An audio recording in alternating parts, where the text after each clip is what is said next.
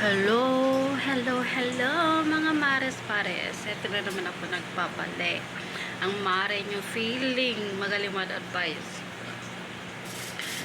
Meron lang akong masasabi uli, advice o ano dyan, bala na kayo mag-isip kung anong sinasabi ko mamaya. Ito lang masasabi ko sa magbabalak o planning pa lang na makipag-asawa o girlfriend, boyfriend dyan, hinay-hinay lang, mag-isip-isip kayo mga maras pares, kasi malay natin pagdating ng araw magsisi kayo o mag-away kayo tapos magsiselos kayo o di ba, kailangan 100% na pag-isipan nyo kung papasok kayo sa isang relasyon. Dapat pag-isipan nyo ng maiki para walang pagdating panahon nga walang sisihan kung kayo maghiwalay, di ba? Mga iba dyan, nakatulad ko, hindi nag-isip noon. Dinamay ko na yung sarili ko, ha. Hindi nag-isip. O, ano nangyari? Kailangan, yung sabi ko sa'yo, kailangan yung pag-isipan mabuti para, para sa inyo yun, para hindi kayo masaktan pagdating ng panahon. Hindi madaling pumasok sa isang relasyon. Dapat gawin nyo, kilalanin nyo yung taong makakasama nyo, diba? Kilalanin nyo ng mabuti. Don't rush yourself, huwag kayong magmadali kasi it's not too late yet. Marami pa kayong mararating. Huwag yun na akong tularan, guys. Huwag yun na akong tularan. Basta masasabi ko lang, pag-isipan mo muna bago kayo pumasok sa isang relasyon, di ba? Tapos paano kung magtagal kayo o lagi na lang kayo nag-aaway, nagsiselos ganun, o sumbatan ng ganyan, sumbat kayo ng ganito, o di ba? Tapos lagi ka na lang nagsiselos, selos ng selos, wala namang katuturan yung pagsiselos, di ba?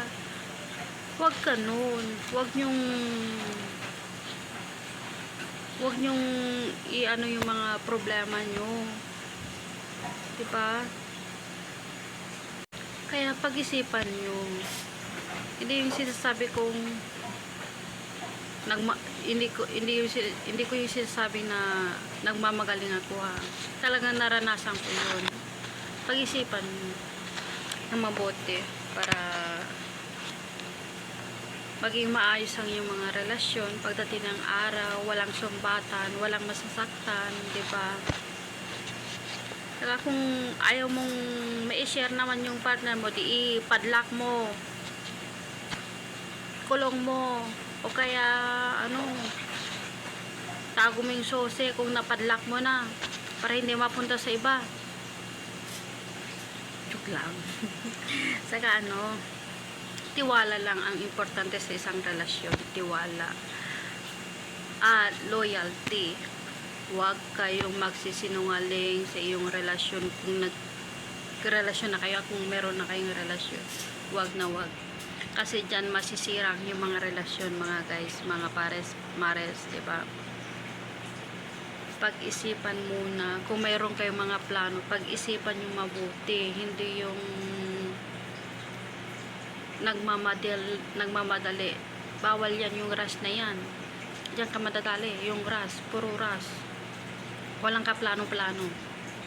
Huwag yun akong tularan. Talagang ganito ng buhay ko. Hindi talagang totoo to. Pag-isipan yung mga mares-paresang. Kasi ayaw kong matulad kayo sa naranasan ko na uli. Dinamay ko na yung sarili ko. Naranasan ko talaga yun. Kaya pag-isipan nyo. Pag-isipan nyo ng mabuti. Kahit 100 times yan. Paulit-ulit. Pag-isipan yan. Basta huwag kayong magmadali.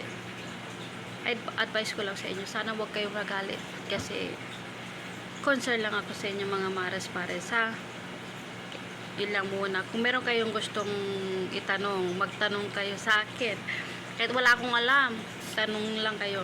Okay, hanggang muli. Dito muna, bye-bye muna.